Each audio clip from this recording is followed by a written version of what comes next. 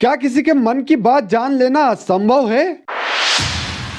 क्या हो अगर हम एक जगह से गायब होकर पलक झपकते ही दूसरी जगह पर पहुंच पाएं?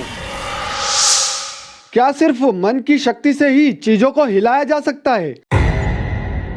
क्या साइंटिफिकली टेलीकिनेसिस, टेलीपैथी और टेलीपोर्टेशन संभव है?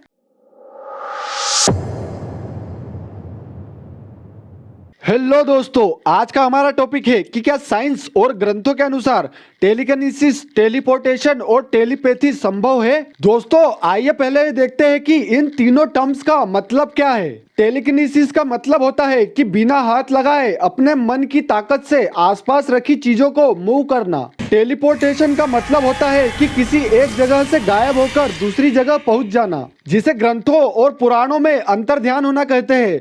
और टेलीपैथी का मतलब होता है किसी के मन की बात जान लेना, या एक इंसान का किसी दूर जगह पर बैठे किसी दूसरे इंसान से मन ही मन में बातें कर पाना। दोस्तों यह तो इन तीनों टर्म्स का इंट्रोडक्शन हो गया, लेकिन क्या यह सब कुछ सच में होना संभव है? तो दोस्तों ग्रंथों में तो टेलीकिनेसिस, टेलीपोर्टेशन और टेलीपैथी का वर्णन कई जगह पर मिलता है।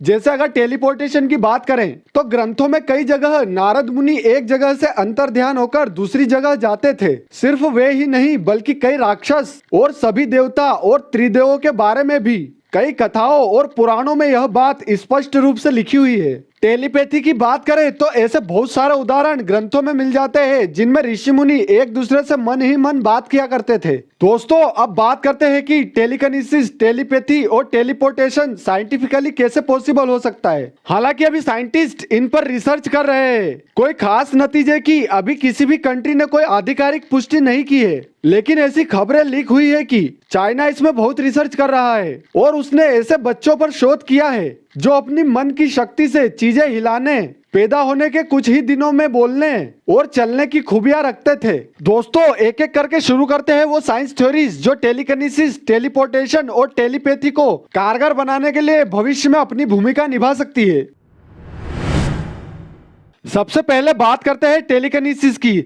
दोस्तों अगर हमारा दिमाग इतना विकसित हो जाए और ये कला हासिल कर ले कि यह रेडियो वेव्स, इलेक्ट्रोमैग्नेटिक और मैग्नेटिक वेव्स को कंट्रोल कर सके, तो टेलीकिनेसिस की कला यह सीख सकता है। सुनने में यह बहुत डिफिकल्ट लग रहा होगा, लेकिन दोस्तों हमें यह नहीं भूलना चाहिए कि वह मानव ही है जिसने रेडियो वेव्स पर कंट्रोल करके दूर सुदूर टेलीफोन पर बात करना सीख लिया है। इलेक्ट्रोमैग्नेटिक वेव्स से हम टीवी देख पा रहे हैं। अगर हम इन वेव्स को अपने ब्रेन से कंट्रोल कर पाते हैं तो टेलीकिनेसिस आसानी से परफॉर्म हो सकता है। दोस्तों अगर आप यह सोच रहे हैं कि वेव्स कैसे चीजों को मूव कर सकती है, क्या वे इतनी ताकतवर हो सकती है, तो हाँ दोस्तों वेव्स ऐसा कर सकती है। इसका अच्छा एग्जांपल हम मैग्नेट को मान सकते हैं। मैग्नेट सिर्फ मैग्नेटिक वेव्स से ही आयरन की किसी भी भारी चीज को अपनी ओर खींच सकती है। मैग्नेट एक दूसरे को अपने से दूर भी कर सकती है। और अगर आप यह सोच रहे हैं कि ब्रेन इन वेव्स को कैसे कंट्रोल करेगा, तो दोस्तों प्राचीन काल के ऋषि मुनि तो सिद्धियां प्राप्त करके यह सब करते थे। लेकिन आज हमारा साइंस इतना उन्नत हो रहा है कि हम यह मान सकते हैं कि साइंटिस्ट आसानी से ऐसी चिप बना लेंगे जो दिमाग के इंस्ट्रक्शंस यानी निर्देशों के अनुसार खुद वेव्स जनरेट करके दूर रखे ऑब्जेक्ट्स पर ट्रांसमिट कर सके और उन्हें कंट्रोल कर सके। अब बात करते हैं टेलीपोर्टेशन की। तो दोस्तों टेलीपोर्टेशन सुनने में बहुत डिफिकल्ट लगता है और सिर्फ साइंस फिक्शन ही लगता है, लेकिन साइंटिस्ट वर्म होल्स और वार्प ड्राइव की सहायता से इसे परफॉर्म करने की थ्योरीज देते हैं। दोस्तों अगर वर्म होल की बात करें तो यह यूनिवर्स में हजारों या लाखों लाइट ईयर दूर की दो जगहों को जोड़ने वाला एक टर्मिनल है। यह दोनों जगह स्पेस टाइम में बहुत दूर दूर स्थित है। यह टर्मिनल बिना समय गवाए कुछ सेकेंड्स में ही कई लाइट ईयर्स दूर पहुंचा सकते हैं। वैज्ञानिकों का कहना है कि वर्म होल्स बहुत ज्यादा छोटे रूप में और सेकंड के बहुत छोटे हिस्से जितने टाइम के लिए बनते और खत्म हो जाते हैं। अगर किसी तरह इन्हें बड़ा बना दिया जाए और कुछ समय के लिए होल्ड करने की क्षमता हासिल कर ले तो इनका उपयोग किया जा सकता है। सिंपल वर्ड्स में कहे तो वर्म होल्स डोरेमोन में दिखाए गए एनीवेयर डोर की तरह होते हैं। इसके अलावा दूसरा सबसे फेमस तरीका जिस पर साइंटिस्ट रिसर्च कर रहे हैं वह है वार्प ड्राइव।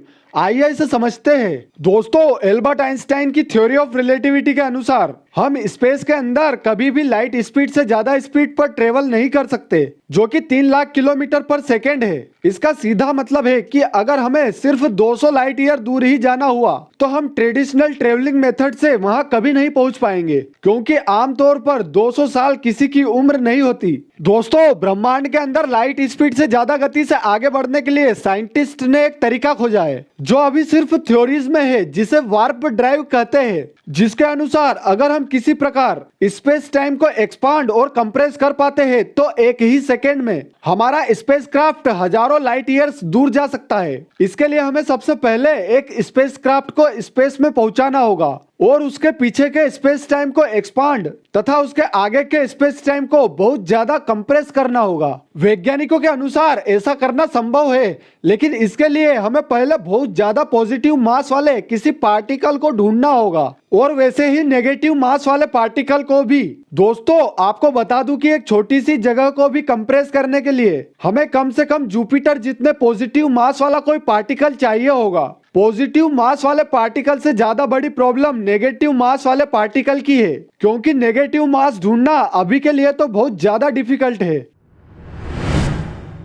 दोस्तों, टेलीपैथी को साइंस से एक्सप्लेन करने से पहले हमें उस टेक्नोलॉजी पर गौर करना होगा जिसका यूज करके आज हम दूर सुदूर बात कर पा रहे हैं, और वो है टेलीफोन टेक्नोलॉजी। दोस्तों, हम जानते हैं कि दुनिया के किसी भी कोने में हम सिर्फ चंद सेकंड में कॉल करके बात कर सकते हैं, और यह पॉसिबल हो पाया है इलेक्ट्रोमैग्नेटिक वेव्स की मदद से। मान लीजिए हम मोबाइल फोन से एक जगह से दूसरी जगह अपने फ्रेंड से बात कर रहे हैं, तो हमारा फोन हमारी कही गई बातों को इलेक्ट्रोमैग्नेटिक वेव्स के फॉर्म में कन्वर्ट कर देता है, जिन्हें फ्रेंड का फोन रिसीव करके डिकोड करके स्पीकर के जरिए प्ले कर देता है। इसका मतलब है कि वेव्स ही है जो हमें टेलीपैथी में मदद करेगी। लेकिन दोस्तों, इसके लिए हमें उन ब्रेन वेव्स को कैप्चर करना सीखना होगा जो सभी के दिमाग के अंदर लगातार पैदा होती रहती है, और शायद वे ब्रेन के बाहर भी जा सकती हो, और उन्हें ट्रांसमिट और रिसीव करना भी सीखना होगा।